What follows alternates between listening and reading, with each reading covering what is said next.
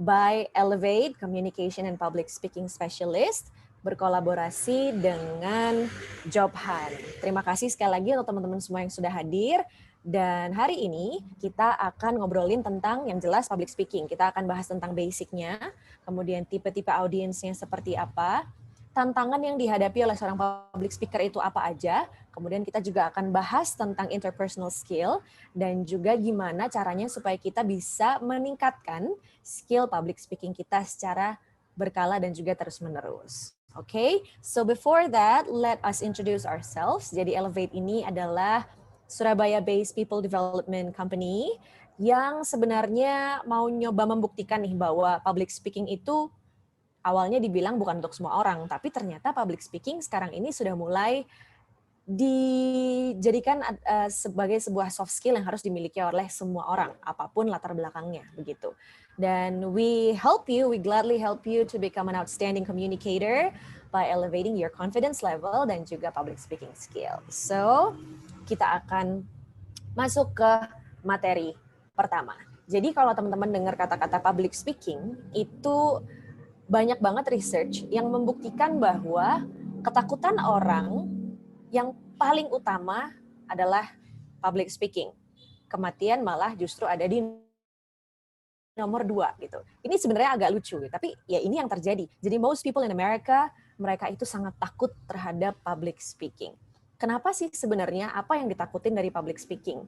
Ya memang ketika kita ngomong di depan dan semua mata tertuju sama kita, itu kita pasti akan ngerasa deg-degan, kita akan ngerasa takut membuat kesalahan, apalagi ketika kita berbicara, itu bukan sesuatu yang bisa kita tarik kembali. Beda dengan menulis ya kan, kalau menulis kita masih punya waktu untuk ngecek lagi, kita baca lagi, kita revisi ulang sebelum kita kirimkan atau sampaikan kepada orang yang dituju begitu. Tapi kalau misalnya speaking, ini adalah salah satu hal yang sangat menantang sebagai seorang public speaker untuk bisa sangat berhati-hati dalam berbicara, karena kalau sudah keluar nih kata-katanya susah untuk ditarik lagi gitu. So banyak juga yang bilang bahwa public speaking ini bukan untuk semua orang gitu. Buat apa sih orang IT tapi punya skill public speaking? Kan aku kerjanya sama komputer, aku ngobrolnya sama device gitu ya, teknologi,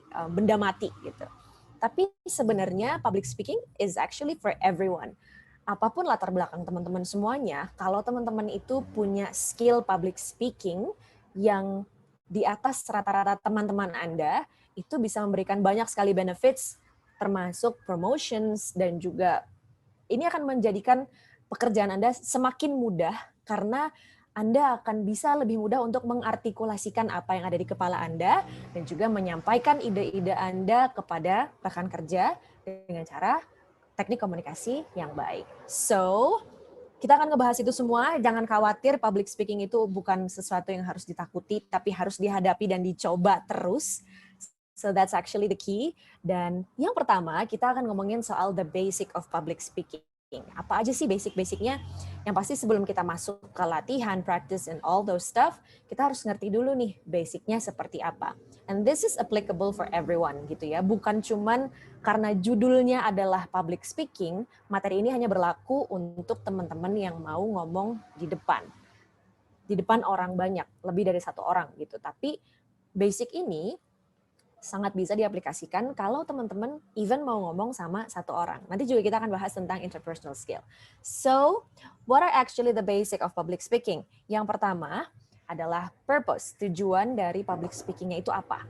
Kemudian yang kedua, kita harus cari tahu, kita harus kepoin nih, penontonnya nanti akan siapa sih? Penontonnya akan siapa, kemudian background-nya seperti apa gitu. Kita harus kepoin semuanya. Dan yang ketiga, kita harus membuat konten yang inspirational yang pasti.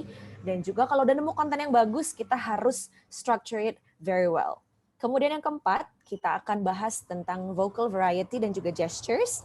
Dan yang kelima adalah gimana cara kita supaya bisa menghandle rasa grogi kita. So, let's go with the first one. Yang pertama adalah tujuan teman-teman melakukan public speaking. Jadi banyak banget sebenarnya, ada 4 yang saya sebutkan di sini. Jadi Kalau misalnya purpose-nya kalian adalah memang untuk to inform, yes, Anda akan mencari materi yang memang sifatnya informasi. Kemudian jika Anda ingin entertain the audience, Anda juga bisa mencari materi yang mungkin sifatnya masih informatif, tetapi dibawakan dengan cara yang lebih entertaining, yaitu kayak menyisipkan jokes-jokes yang ringan supaya terdengarnya tidak terlalu berat. Kemudian yang tujuan ketiga adalah inspire. Jadi kalau misalnya teman-teman mau inspire the audience, biasanya itu menggunakan cerita-cerita real life stories yang diceritakan misalnya from zero to hero and stuff like that. Cerita-cerita yang seperti itu masuk ke dalam kategori inspire. Atau teman-teman pengen persuade the audience. Misalnya teman-teman ini adalah pengen ini nih, pengen pitching gitu. Kita harus meyakinkan si calon investor dengan cara membuat sebuah presentasi dengan cara public speaking yang memang bisa meyakinkan si pendengarnya gitu. So ini ada 4 purpose of public speaking. Jadi teman-teman sebelum ngebuat skrip atau sebelum membuat kerangkanya nih, kalau waktu mau ngomong di depan, itu mesti dipilih dulu kira-kira tujuannya itu apa. Jadi udah jelas duluan nih, kita juga punya guidelines untuk langkah-langkah berikut yang akan kita ambil kalau kita udah pilih salah satu dari ini gitu. Dan kemudian kita juga harus melakukan riset terhadap audiensnya kita. Kita mesti kepo, siapa sih sebenarnya nanti ini yang bakal datang di presentasi aku? Siapa sih, usia berapa ya mereka kira-kira? Latar belakangnya apa ya? Jadi kita juga bisa ngerti apa yang harus kita sampaikan kepada audiens tersebut dan bisa menghasilkan respons yang memang kita inginkan seperti itu. So, apa aja yang kalian harus tahu tentang audiens kalian? Yang pertama adalah age, kemudian background, dan juga educational levelnya apa. Oke, sorry. Teman-teman, sorry sebelumnya mau nanya dulu, ini saya ngomongnya koneksinya kira-kira lancar atau agak sedikit berbet bahasa Inggrisnya? Gimana? Atau aman? Lancar, Kak. Lancar ya? Oke, siap. Kalau gitu aku lanjut ya. Thank you, Monica. So, yes, ini adalah 3 hal yang sebenarnya kalian harus cari tahu nih, siapa sih kira-kira audiensnya. Yang pertama adalah age, yang kedua background, dan yang ketiga adalah educational levelnya. Kenapa 3 hal ini yang harus kita tanyakan? Yang pertama, kalau misalnya kita tahu nih usianya mereka berapa, misalnya millennials, kita pasti akan lebih mudah untuk insert jokes yang memang milenial banget, yang emang ngena banget sama mereka. Jadi kita bisa mencari bahasa-bahasa atau vocab yang memang sesuai nih dengan personality dan juga usia si audiens tersebut. Background-nya juga sama, educational level-nya juga sama. Ini sangat berlaku untuk terutama ketika kita ingin menyampaikan sesuatu yang bersifat technical. Kalau misalnya sekarang ini saya sebagai misalnya saya adalah seorang coder gitu ya. Saya seorang coder dan saya diminta untuk berbicara di depan audiens yang sama sekali tidak punya background di bidang coding. Kalau saya nggak tahu audiens saya adalah orang umum, latar belakangnya zero knowledge about coding, saya bisa jadi turns out akan menyebutkan istilah-istilah yang sangat spesifik di dunia coding yang orang-orang itu sebenarnya nggak ngerti ini tuh apa artinya gitu. Jadi dengan tahu background-nya, dengan tahu educational level-nya, teman-teman bisa mengantisipasi nih. Jadi harus tahu kira-kira kalau misalnya ada satu hal teknis yang mau dijelaskan, itu teman-teman harus bisa menjelaskan hal yang tidak biasa itu di telinga mereka menjadi sesuatu yang sangat mudah untuk dipahami. Jadi itulah gunanya kenapa kita harus tahu usia, background, dan juga educational level dari audiensnya kita. Kalau misalnya kita nggak bisa nih ngepoin si audiens kita sebelum acara, jadi kayak mungkin nggak ada database peserta, bisa jadi, atau misalnya mereka bisa on the spot daftar, itu kan kita juga nggak tahu mereka ini latar belakangnya seperti apa. Another thing that you can do adalah research in advance itu yang tadi. Nah, yang kedua adalah call and response technique. Ini bisa kalian lakukan misalnya kalau kalian nggak punya kesempatan untuk research in advance, waktu hari H kalian mau presentasi, kalian mau ngomong di depan, kalian kan pasti datangnya sekitar 1 jam atau 30 menit lebih awal sebelum kalian harus be on stage gitu ya. Nah, teman-teman bisa tuh mingle aja sama si peserta-pesertanya. Tanyain sama mereka, oh latar belakangnya apa? Kesini tujuannya apa? Kayak gitu-gitu. Jadi dari situ teman-teman bisa mendapatkan inspirasi dan juga bisa sedikit adjusting your language mungkin kalau misalnya teman-teman ada gambaran kira-kira audiensnya siapa. Kalau misalnya nggak punya waktu untuk mingle atau nggak punya waktu untuk bisa familiarize yourself with the room, teman-teman bisa lontarkan pertanyaan di awal. Misalnya gini, masih mengambil contoh yang tadi ya, saya sebagai seorang coder dan saya harus menyampaikan materi tentang coding di audiens yang saya nggak tahu nih apakah mereka coder atau bukan gitu. Saya di awal bisa nanya, di sini siapa yang latar belakangnya adalah seorang programmer atau coder gitu. Nanti dari situ kita akan lihat statistiknya, oh berapa banyak dari mereka yang coder. Oh ternyata nggak ada yang coder semua. Oke, berarti saya harus cari cara, saya harus bisa menjelaskan hal yang tidak familiar sama mereka menggunakan bahasa, kasarannya kayak bahasa manusia, atau bahasa yang bisa dimengerti oleh masyarakat umum, kayak gitu. So this is why research your audience itu sangatlah penting, teman-teman ya. Dan berikutnya, kalau kita udah research audiensnya nih, kita udah tahu, kemudian kita bisa mulai untuk pick one idea.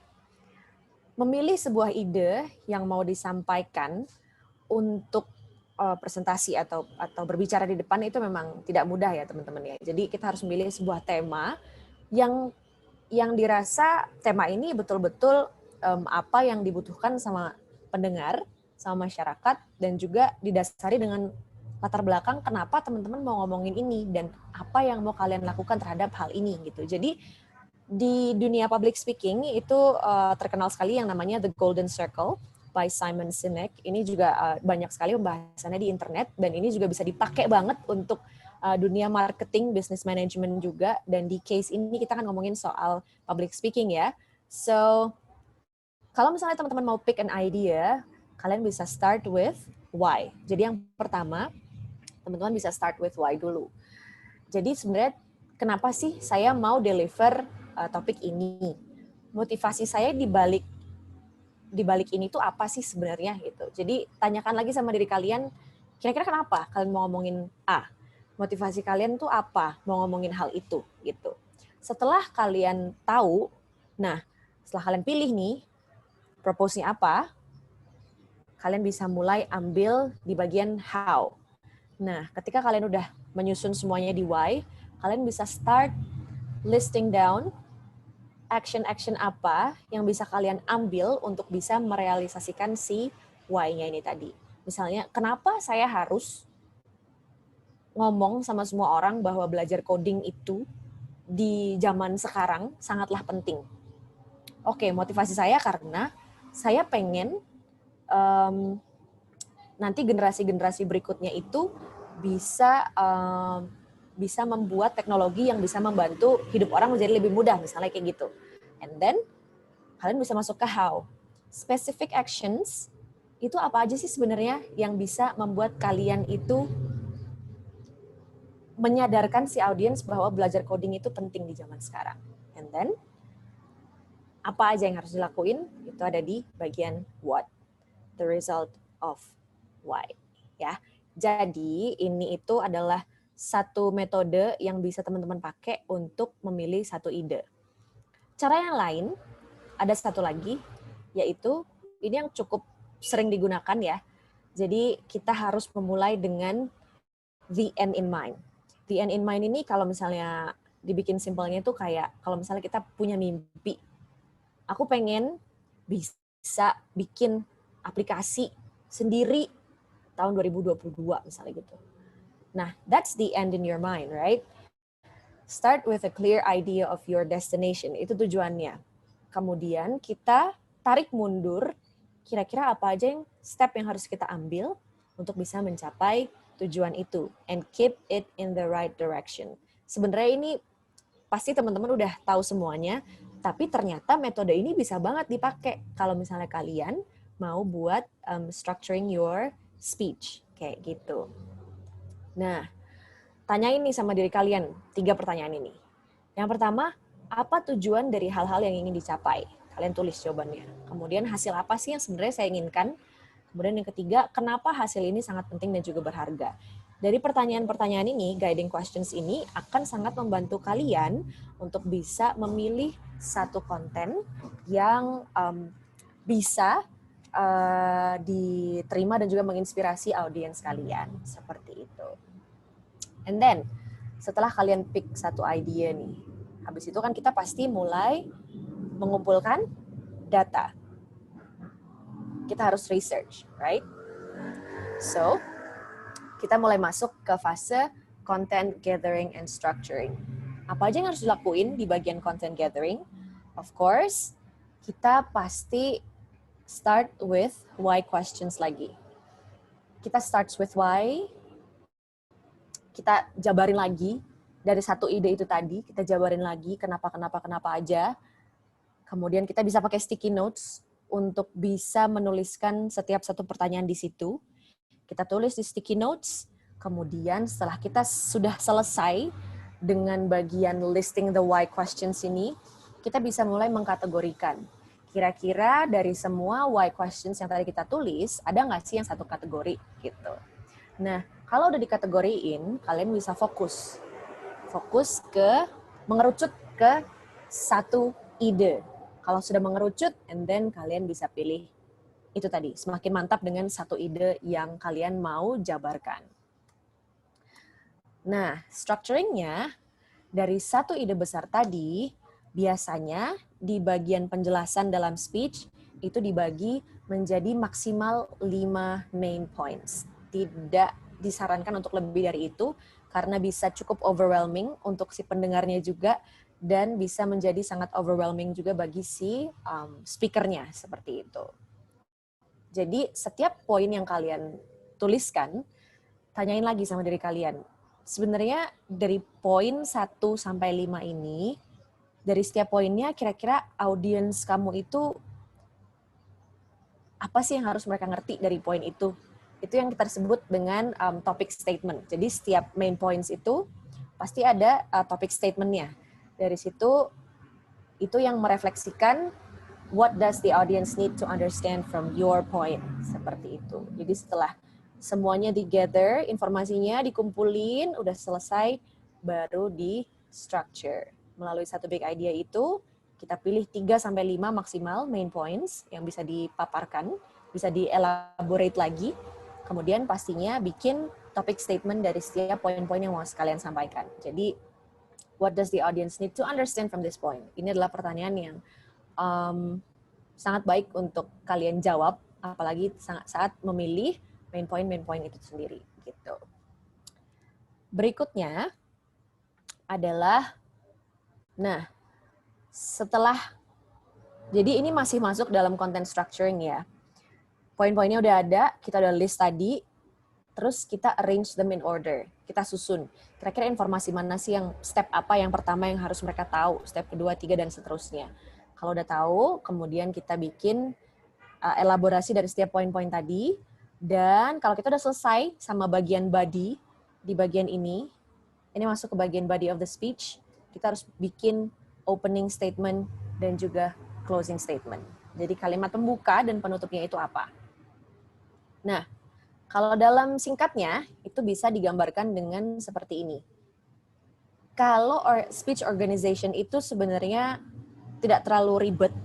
Itu cuma terdiri dari 3 bagian. Yang pertama adalah opening, kemudian body, dan juga closing. Yang pertama, introduction, openingnya. Tell them what you are going to tell them. Di bagian body, ceritain ke mereka. Tell them. Di bagian terakhir, tell them what you've told them. Ceritain lagi apa yang udah kalian ceritakan sebelumnya dengan cara yang lebih singkat dan yang pastinya ada key takeaways atau recommendations atau apapun itu yang bisa kalian sisipkan di akhir sebelum kalian menutup sesi tersebut gitu. Kita akan bahas lagi. So next, gimana caranya untuk ngebuat strong opening? Nah, yang pertama teman-teman bisa menggunakan yang namanya through line. Through line ini apa? Ini salah satu istilah yang dibuat sama Chris Anderson, founder dari TED. Dia bilang through line ini sebenarnya adalah DNA dari speech kalian gitu. di mana dari satu kalimat true line ini bisa dielaborate menjadi satu konten yang sangat bagus, di-package menjadi sebuah struktur speech yang sangat baik gitu. Nah, jadi true line ini adalah sebuah kalimat yang berisi tidak lebih dari 15 kata. Jadi teman-teman kalau misalnya udah selesai bikin semuanya, skripnya, susunannya udah oke, kalian bisa ambil 15 kata yang represents the whole speech gitu. Jadi ada satu sentence, satu kalimat yang kalian ucapin di depan yang memberikan gambaran cepat kepada audiens bahwa oke, hari ini saya akan ngomongin ini gitu. Atau cara lain yang bisa teman-teman pakai untuk membuka sebuah presentasi adalah dengan cara memberikan rhetorical question, surprising statement atau fun facts, dan juga bisa dipakai dengan famous quote. Nah, jadi 3 cara ini sebenarnya juga bisa membantu teman-teman semuanya untuk engage dengan si audiens tersebut. Seperti itu. Nah, berikutnya kita udah ngomongin soal strong opening, kita juga harus menutupnya dengan powerful ending. Powerful ending ini apa aja? Kita bisa kasih call to action. Kita bisa kasih misalnya ngomongin yang tadi, contoh yang tadi saya harus memberikan sebuah presentasi tentang coding. Call to action-nya adalah misalnya mulai sekarang biasakanlah anak-anak Anda untuk belajar coding misalnya gitu. Ini saya ngasal aja, tapi call to action itu berisi ajakan kepada para audience untuk bisa take that action dan apply it to their daily life kayak gitu. Kemudian kalian juga bisa sisipkan values and vision. Kalian juga bisa tambahin lagi ada recommendation di akhir tersebut.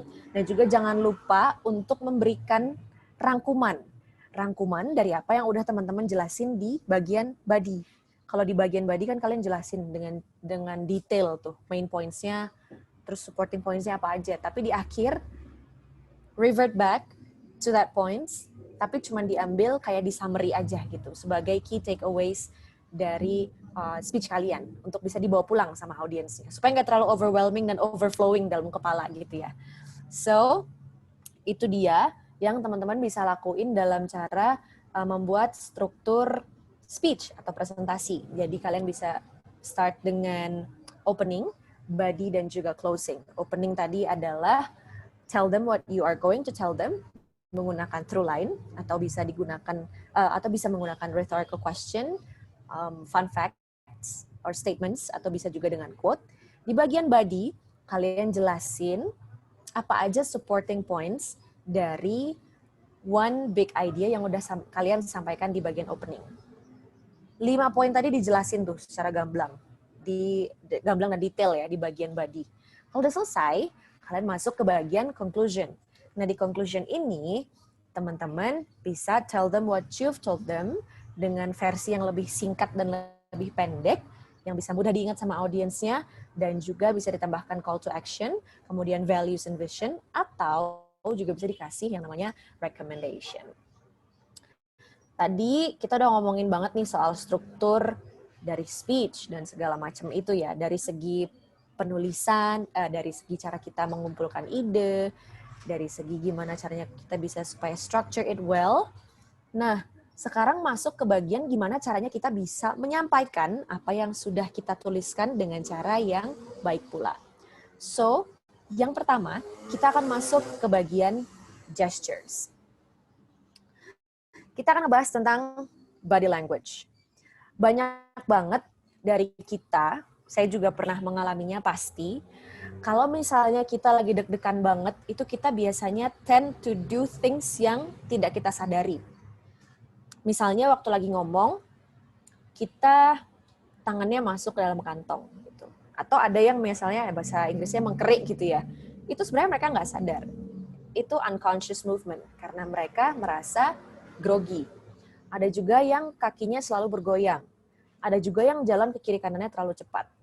Nah, ini tuh sangat harus dilatih teman-teman. Ini nggak bisa kayak membalikkan telapak tangan, hari ini latihan depan kaca, besok depan orang juga udah bisa sama kayak latihan depan kaca. Enggak juga. Jadi practice makes perfect, seperti yang tertulis di buku-buku tulis kalian waktu SD gitu ya. Jadi, nah gestures ini sangat mempengaruhi apa yang kalian sampaikan. Jadi yang pertama, kalau kalian menyampaikan sesuatu, itu lebih baik menggunakan open hand gesture. Jangan ditutup seperti ini atau seperti ini, karena itu akan memberikan kesan bahwa orang ini nggak open minded, orang ini tertutup nih gitu. Jadi open hand gestures itu artinya kalian bisa menerima masukan-masukan daripada audiens, kalian juga open with all questions, suggestions, and advices gitu. Dan yang kedua adalah eye contact. Ini yang sebenarnya banyak orang bilang cukup menantang, karena biasanya kalau udah deg-degan tuh nggak mau ngelihat matanya audiens gitu, malah ngelihat jidatnya katanya gitu. Tapi sebenarnya eye contact ini sangat penting untuk bisa membangun engagement terhadap kepada audiens Anda kayak gitu. Jadi eye contact ini bisa disiasati teman-teman. Kalau misalnya sebenarnya kalau memandang penonton itu somehow bisa ngerasa relieved, right? Karena kalian ngerti, oh oke, orang ini saya ajak ngobrol nih gitu. Oh, orang yang ini saya ajak ngobrol misalnya gitu. Dan mereka pasti akan merespon. Nah, dengan kita melakukan eye contact juga, dari situ kita bisa tahu kira-kira penonton kita ini sebenarnya ngikutin nggak sih sama apa yang kita sampaikan, atau mereka bosen. Kalau misalnya mereka bosen, kelihatan nunduk semua, megangin handphone, so we can do something about it. Kalau misalnya kita nggak melakukan eye contact, kita nggak bisa tahu responnya mereka seperti apa. Nah, kalau ngomongin soal virtual meeting, beda lagi ya, karena ini akan susah gitu. Jadi kita cuma bisa ngeliat ke kamera doang gitu ya. Dan ya, kalau misalnya kalian ngomong di depan orang beneran nih ya, di dalam sebuah forum atau presentasi gitu, eye contact itu sangat penting. Jadi benefitsnya adalah kalian bisa tahu, ini orang, audiensnya itu bisa mengikuti nggak sih materi yang saya sampaikan gitu. Apa mereka ngerasa boring? Apakah saya ini terlalu cheerful atau apapun itu, kalian bisa langsung tahu responnya mereka seperti apa. Dan dari situ kalian juga bisa langsung mengambil action lain supaya audiens ini bisa ngerasa entusiasmenya itu tetap ada gitu. Dan yang ketiga adalah use the stage. Biasanya kalau misalnya kita berbicara di depan, itu pasti banyak ruang yang sebenarnya bisa kita pakai. Tidak sedikit orang memutuskan untuk berdiri di satu tempat. Kalau misalnya ada podium, oke. Mereka nggak bisa kemana-mana karena ada podium.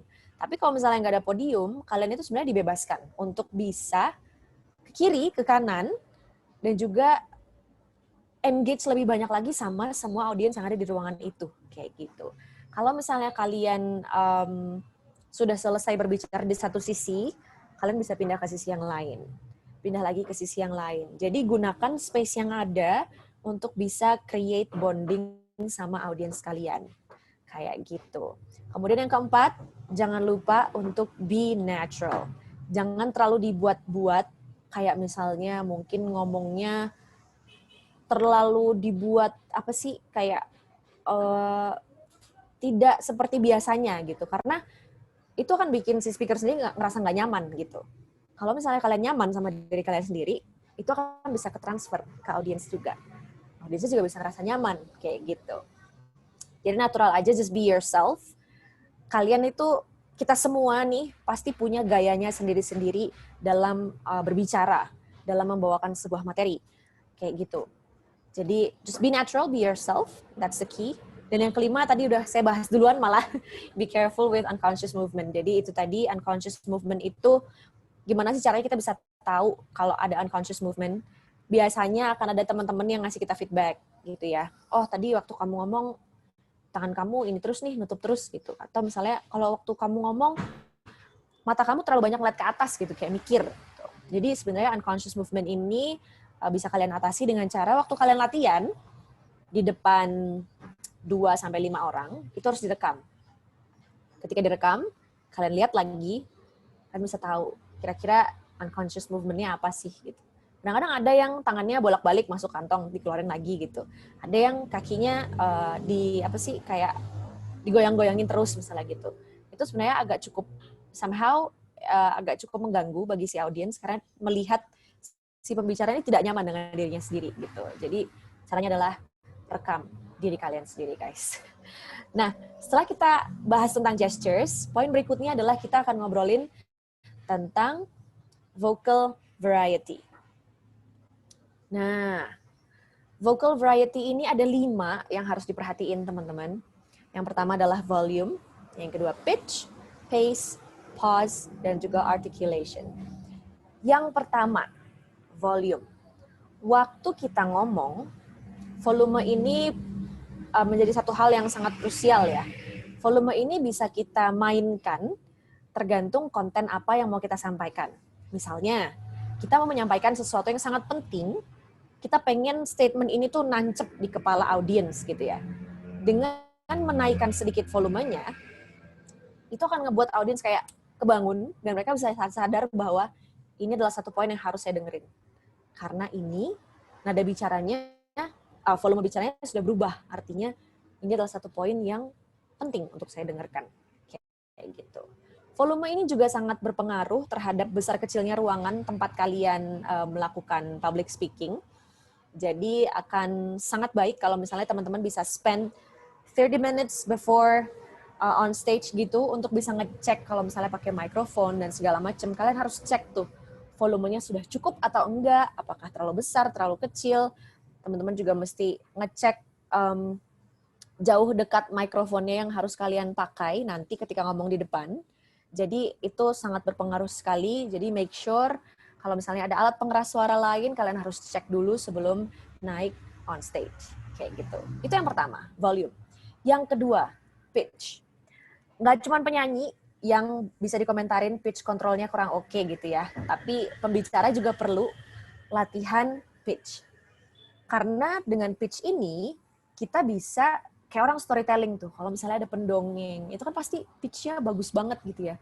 Ngebuat anak kecil tuh pengen dengerin terus dia cerita gitu. Kalau misalnya kita menyampaikan sesuatu dengan cara yang datar, pasti di menit kesekian penonton Anda atau pendengar Anda pasti bakalan ngerasa ngantuk dan udah nggak semangat lagi buat dengerin gitu.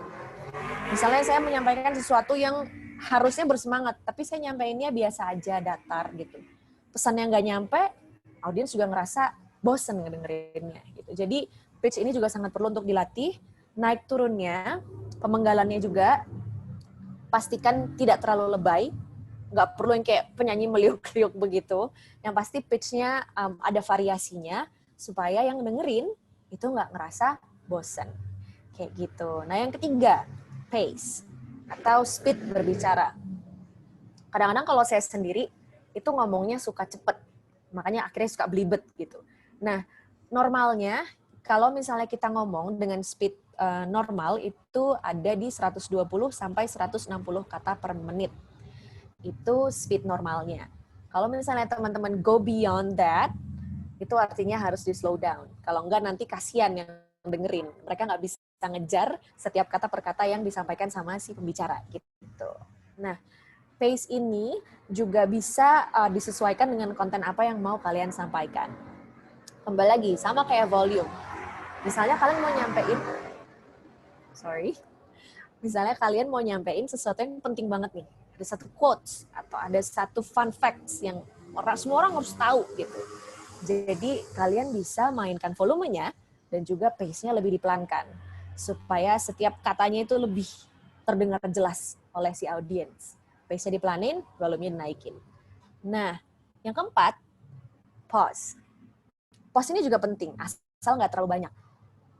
Kalau misalnya kebanyakan pause, ya itu bisa dibilang pembicaranya nggak prepare karena banyakan mikir nih kayaknya nih gitu ya, diem nanti mikir ngomong apa lagi ya seterusnya gitu. Setelahnya itu ngomong apa lagi ya gitu. Proses ini penting teman-teman untuk disisipkan di sesi presentasi karena ini akan memberikan keuntungan ya bagi si pembicara dan juga pendengar. Bagi si pembicara kalau misalnya ada pauses, kita jadi punya sedikit waktu untuk bisa menyusun kata-kata apa yang harus kita sampaikan berikutnya. Dan bagi si audiens, posisi ini juga sangat penting supaya mereka bisa punya waktu habis kalian suapin materi-materi itu tadi, mereka bisa kunyah dulu dan telan dulu.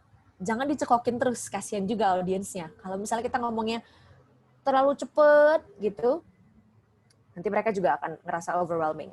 Makanya posisi itu penting karena itu sangat baik untuk si pembicara, punya waktu untuk bisa berpikir dulu apa yang mau disampaikan berikutnya. Dan bagi si pendengar, mereka juga bisa punya waktu untuk digesting your words. Kayak gitu. Dan yang terakhir adalah artikulasi. Artikulasi ini sangat penting teman-teman ya, untuk bisa menyampaikan kata per katanya dengan sangat jelas. Kalau misalnya teman-teman ada beberapa orang yang mungkin memang gaya bicaranya agak sedikit tidak bertenaga atau ya males-malesan gitu. Ada orang yang kayak gitu.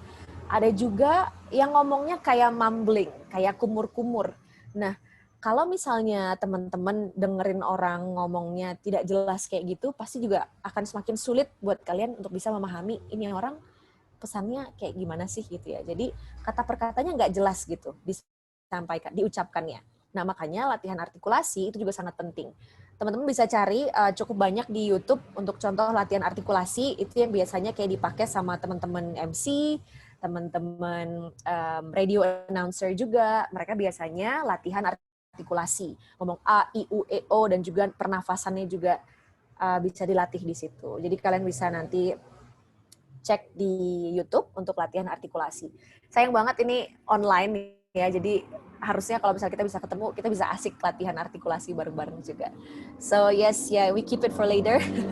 Jadi teman-teman bisa cari juga di YouTube untuk latihan artikulasi itu seperti apa. Oke. Next adalah dealing with nerves. Memang rasa grogi itu adalah salah satu hal yang menjadi momok buat semua orang ya. Nggak cuman public speaker aja yang ngerasa nervous. Anak band, siapapun itu yang harus tampil di depan, pasti ngerasa grogi ketika harus ada di depan panggung dan dilihat banyak orang gitu. Semua mata tertuju padamu gitu kan. Nah, caranya gimana sih supaya bisa speak confidently? Yang pertama, yang paling penting pastinya disiapkan dan juga latihan terus-menerus. Teman-teman harus banyak latihan. Latihannya kayak gimana? Latihan yang pertama yang teman-teman bisa lakukan, ini saya dapat tips juga dari rekan saya. Yang pertama tuh teman-teman bisa ngomong, nggak usah sama kaca dulu, ngomong di depan tembok. Deket jaraknya, ngomong sama tembok tuh. Dia nggak ada respon apa-apa, teman-teman bisa freely speak to the wall gitu kan ya. Ngomong sama tembok dengan jarak yang dekat, latihan. Setelah kalian ngerasa comfort, latihan seperti itu, mundur 2-3 langkah. Dunia kalian akan semakin lebar. Yang dilihat bukan lagi cuma dinding. Misalnya di sebelahnya ada meja, ada kasur, ada lemari, misalnya gitu. Kalian bisa mundur sekian langkah. Latihan lagi. Semakin nyaman, nanti latihan di depan kaca. Latihan di depan kaca, jangan lupa direkam. Latihan di depan kaca, direkam juga. Nanti teman-teman bisa perhatiin. Oh, kira-kira body language di part yang ini tuh kayaknya cocoknya dikasih ini deh gitu. Untuk bisa emphasize pesannya. Oh, kayaknya di bagian ini nadanya atau volumenya harus diturunin sedikit karena aku terlalu semangat ngomongnya gitu. Atau misalnya lagi banyak hal sebenarnya yang bisa kalian analisa dari video kalian itu sendiri dan lakukan perbaikan di latihan berikutnya. Latihan berikutnya gimana? Sekarang latihan berikutnya jangan sama kaca, jangan sama cermin, tapi sama salah satu teman kalian yang kalian percaya untuk bisa ngasih feedback buat kalian. Misalnya saya mau deliver speech, saya latihannya sama Kenny. Karena saya percaya Kenny ini bisa kasih saya constructive feedback tentang gimana caranya supaya bisa speak confidently gitu. Jadi saya latihan di depan dia, satu orang. Setelah selesai, Kenny akan kasih saya feedback. Setelah selesai dengan satu orang, kita coba lagi dengan 2 orang, 3 orang, dan seterusnya. 5 orang, dan akhirnya teman-teman pasti semakin lama akan ngerasa semakin terbiasa untuk bisa berbicara di depan lebih dari 1 orang. Kayak gitu. Jadi step by step-nya itu kita ambil dari small steps dulu, kita ngomong sama tembok, yang tidak ada reaksi apa-apa, dengan jarak yang dekat, mundur sedikit, karena dunia kalian akan semakin lebar. Kemudian setelah merasa nyaman, ngomong lagi di depan kaca, direkam, habis itu latihan di depan teman kalian, dan lakukan itu terus-menerus sampai kalian ngerasa comfortable dan juga confident. Oke, untuk yang kedua, pastikan teman-teman understand your topic. Karena kalau misalnya teman-teman nggak paham sama topiknya, itu biasanya akan bisa terlihat karena ngomongnya bingung, terbata-bata misalnya. Jadi gimana caranya supaya bisa understand your topic, dibaca terus-menerus, dipahami lagi topik yang mau disampaikan itu apa. Kemudian yang ketiga, remember key points and flow of the presentation. Kadang-kadang, kalau misalnya lagi grogi banget, ketika kita menghafal full script yang udah kita buat sebelumnya, kita ngomong di depan, separuh perjalanan oke. Tapi ketika di tengah-tengah,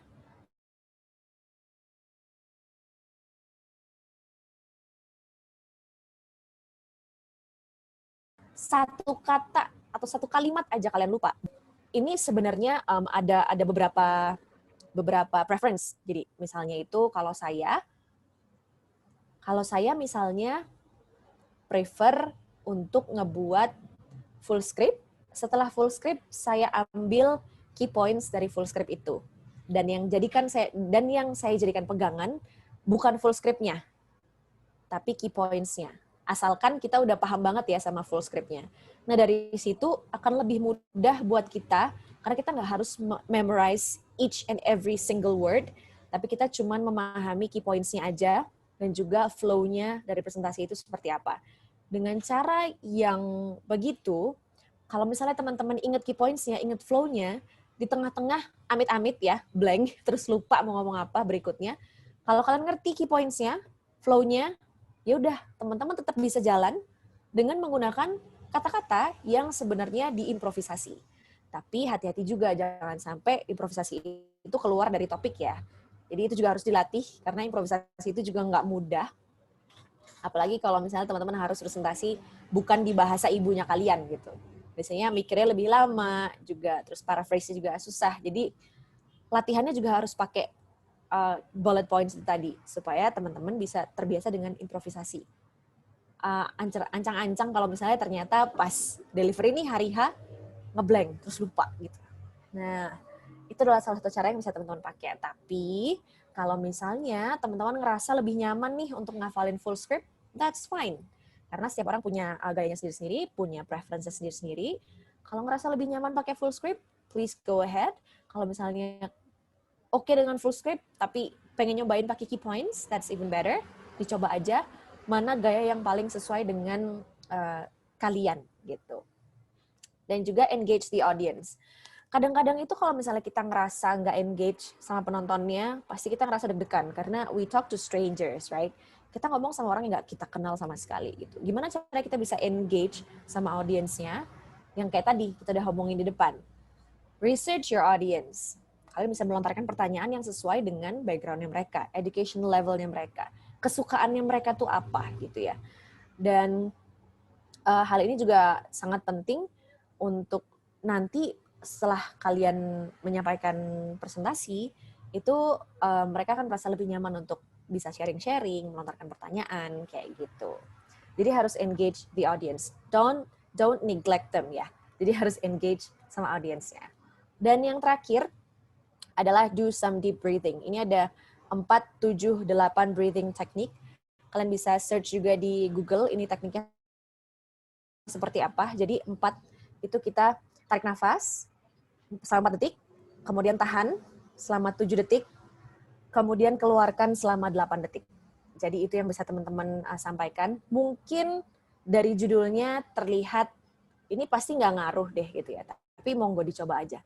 Jadi di breathing itu kayak orang meditasi ya, bagus banget supaya kita bisa ngerasa lebih tenang.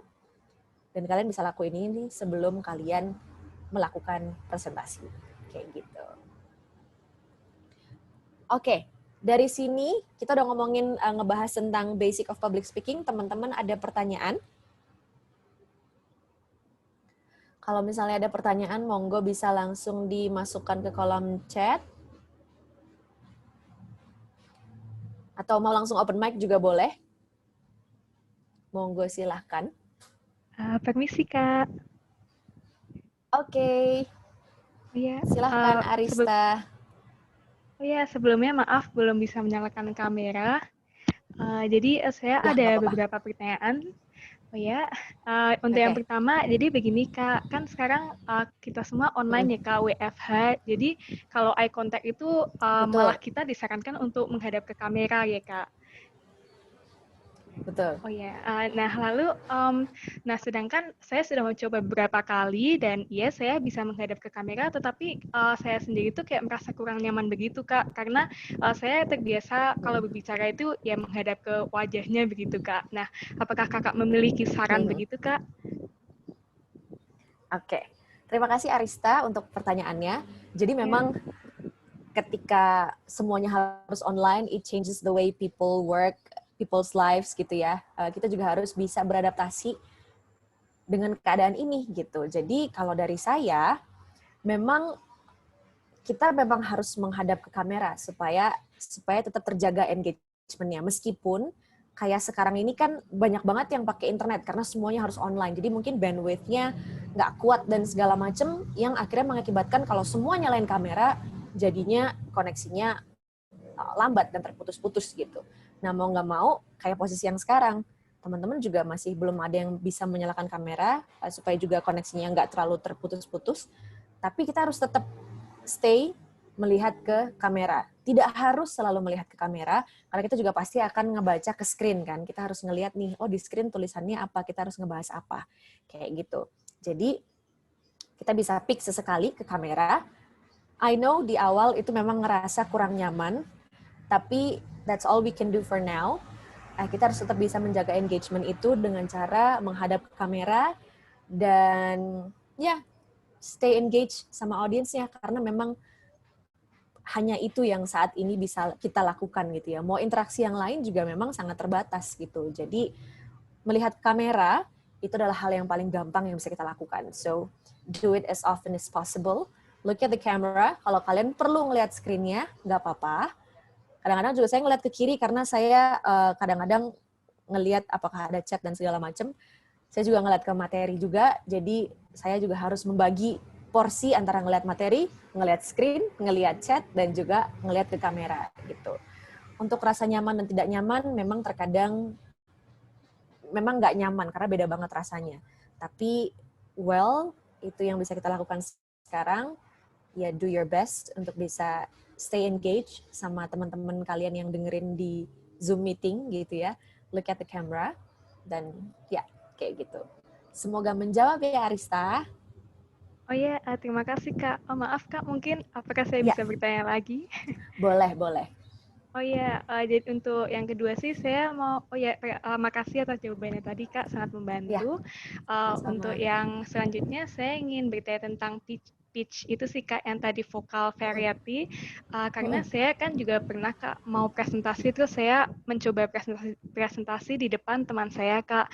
Nah, setelah itu saya malah mendapat feedback katanya saya malah kayak membaca berita gitu Kak. Mungkin pitch-nya terlalu gimana gitu Kak, atau Oke, mungkin oke. itu tuh tergantung preference orang ya Kak, karena saat itu sih teman saya bilang dia itu lebih prefer kalau pembicara itu bicaranya kayak ngobrol biasa begitu Kak. Begitu. Hmm, oke. Kalau misalnya ngop itu jadinya jatuhnya ke gaya bicara ya sebenarnya ya. Dan Iya. kalau misalnya si Arista sendiri ngerasa ketika ngomong yang terdengar seperti seorang news anchor itu berusaha banget atau emang naturalnya keluar kayak gitu? Mungkin berusaha sih Kak.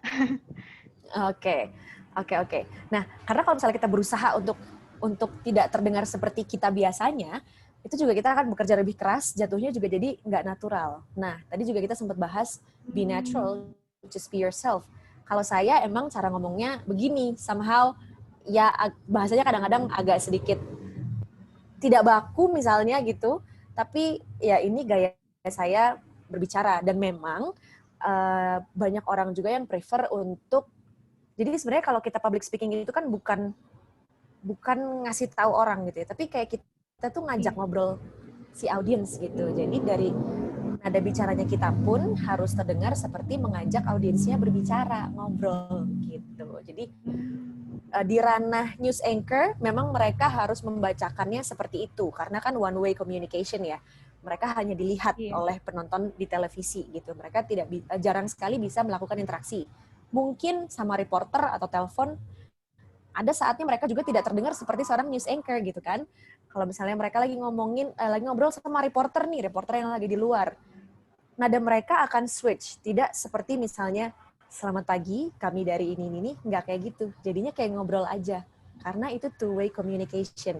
Dan di public speaking juga sama, kita menyarankan untuk bisa ada two-way communication dan dengan gaya yang kayak orang ngobrol aja. Jadi yang denger juga ngerasanya ini ringan, ini aku ngerasa diajak ngobrol, dan audiensnya juga nggak ngerasa kayak kaku dan takut gitu kalau misalnya mau involve di dalam diskusi-diskusi berikutnya gitu.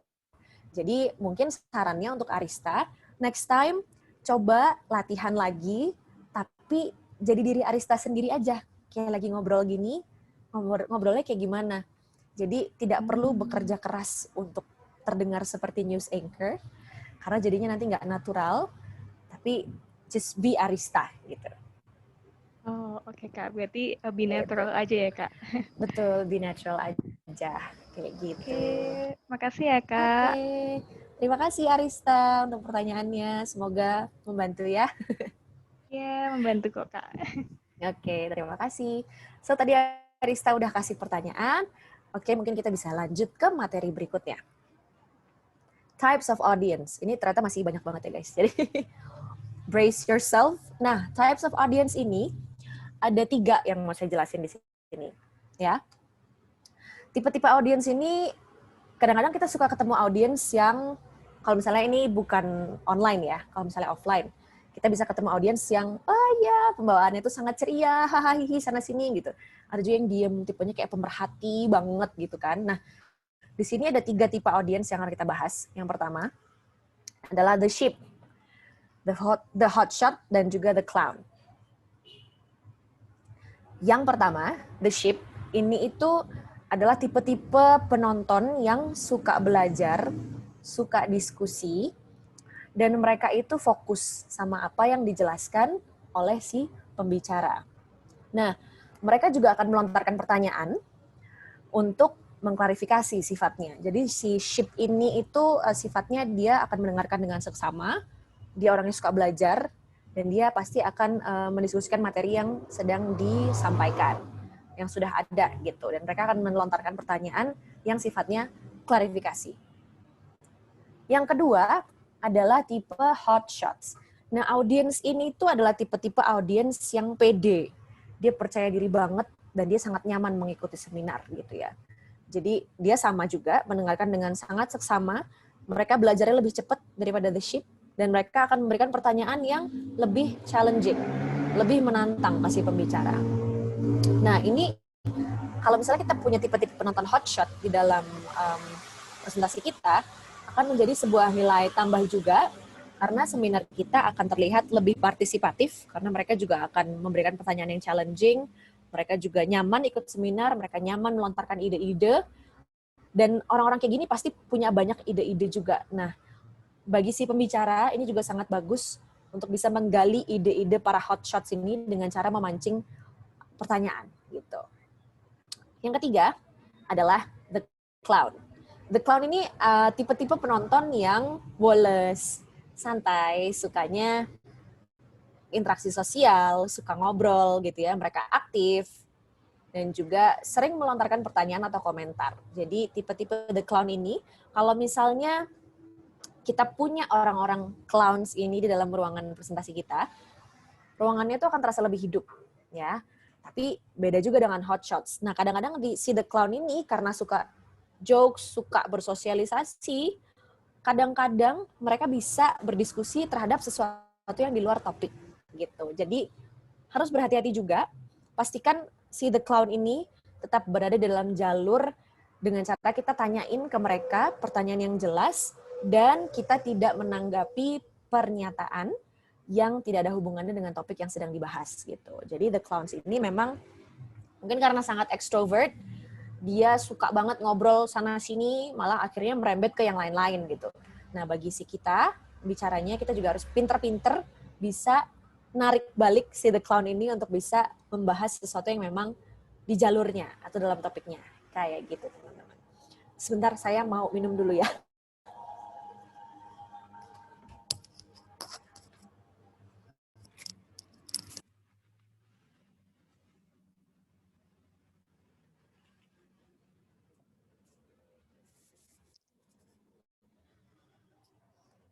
Oke, maaf teman-teman ya. Jadi tenggorokan agak kering karena tadi ngomong terus. Oke, setelah kita ngebahas tentang types of audience, kita akan ngebahas tentang challenges in public speaking. Dengar public speaking aja udah challenging. Dengar kata-kata itu aja udah bikin takut, udah bikin deg-degan, udah bikin kepikiran, gak bisa tidur. Ini nanti ngomongnya gimana ya, nyampeinnya gimana ya. Nah, challenges-nya ada banyak, teman-teman. Tapi I'm sure teman-teman bisa tackle ini semua. Yang pertama, biasanya challenges-nya itu adalah takut, yang pasti. Gimana cara kita bisa overcome fear? Tadi saya udah jelasin di awal, dengan cara teman-teman harus paham banget sama materinya, latihan juga yang pasti, dan juga bisa do some deep breathing atau teknik meditasi yang lainnya. Lakukan sesuatu yang bisa teman-teman ngerasa nyaman gitu. Ada juga yang mungkin mau jumping jacks misalnya, biar adrenalinnya lebih naik, lebih bersemangat, itu juga ada. Ada juga yang butuh ketenangan, bisa meditasi menggunakan 4-7-8 breathing technique itu tadi. Setelah itu, setelah kita bisa overcome fear-nya, kita bisa keeping the enthusiasm. Antusiasme siapa? Si pembicara dan juga si pendengar. Gimana caranya? Balik lagi, dari eye contact, kita bisa tahu, oh audiensnya ini kira-kira masih pengen dengerin gak sih? Apakah mereka ngerasa ngantuk? Apa mereka udah sibuk sendiri sama devices-nya mereka, sama gadgetnya mereka? Jadi kita juga punya tantangan di situ, tapi ini semua bisa di-tackle dengan cara kalian harus latihan, direkam latihannya. Kalau misalnya mau bikin jokes, mau kasih jokes, lemparin jokes-jokes itu juga harus dites dulu jokesnya. Harus yakin dulu bahwa jokesnya itu memang lucu, kalau enggak ntar jadinya garing gitu kan ya. Terus juga pastinya teman-teman harus paham banget sama key takeaways yang mau kalian kasih ke para audiens gitu ya. Karena dengan cara seperti ini, kalian juga dari diri sendiri akan ngerasa lebih percaya diri. Kayak misalnya, oke, aku punya kok values yang mau aku share ke teman-teman semuanya. So these are my key takeaways yang harus aku transfer ke kepalanya si para audiens ini. Nah, dengan cara seperti itu akan motivate kalian juga. Actionable statement. Jadi key takeaways, actionable statement itu juga sangat penting untuk kalian masukkan terutama di closing sebelum kalian menutup speech kalian itu tadi.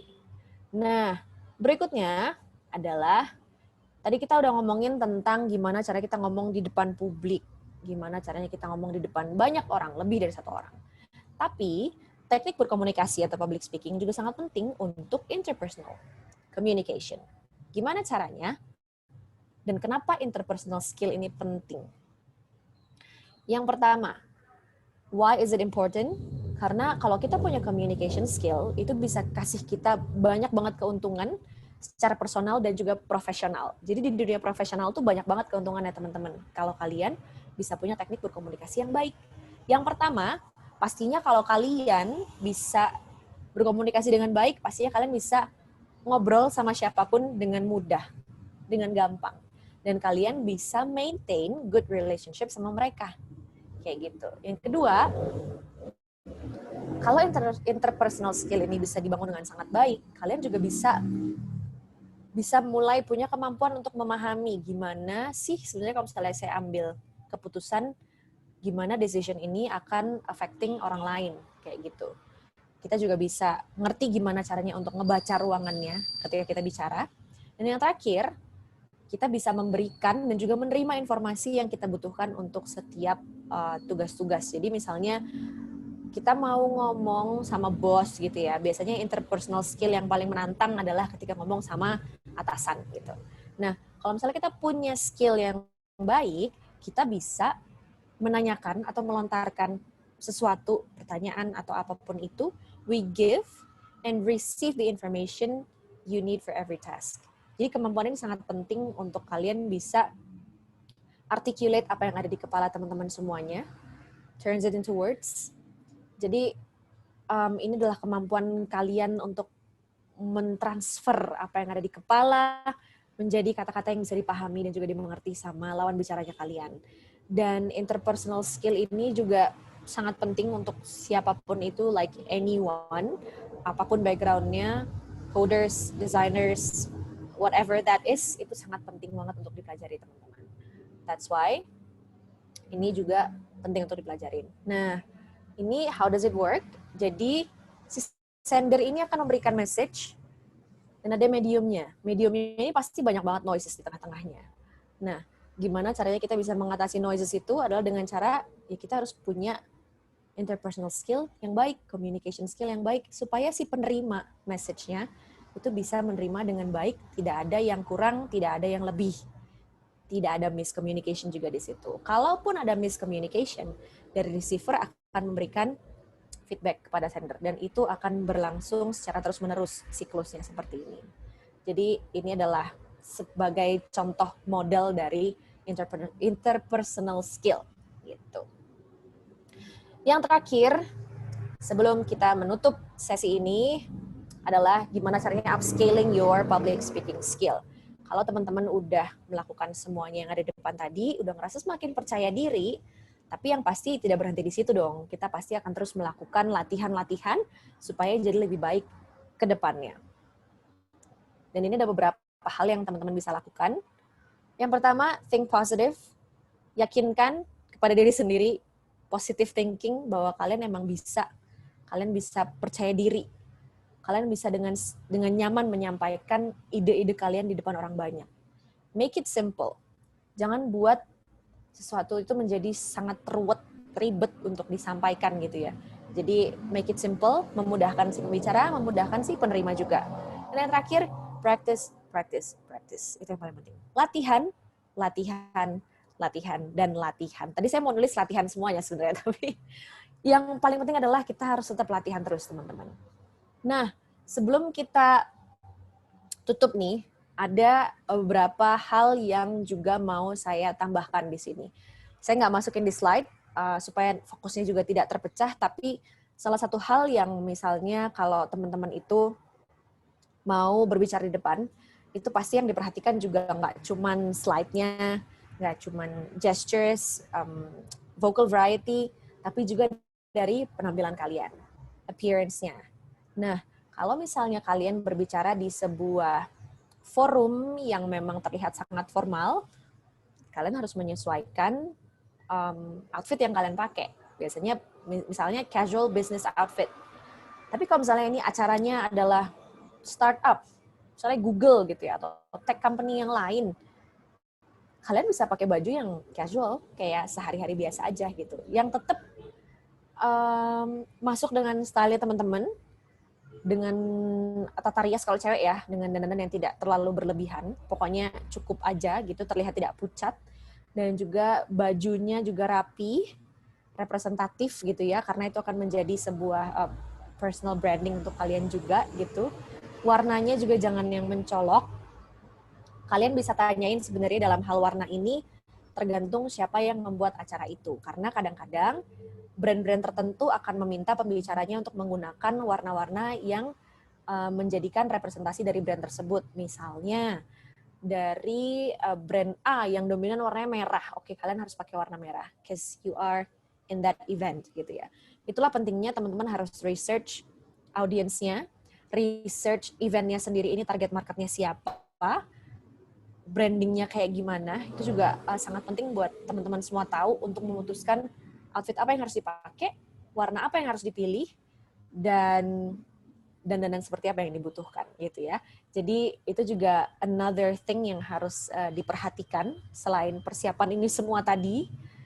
Tapi kalau misalnya udah siap persiapan bagus nih, bajunya lusuh kan nggak mungkin juga gitu ya. Jadi harus benar-benar hati-hati dalam berpakaian,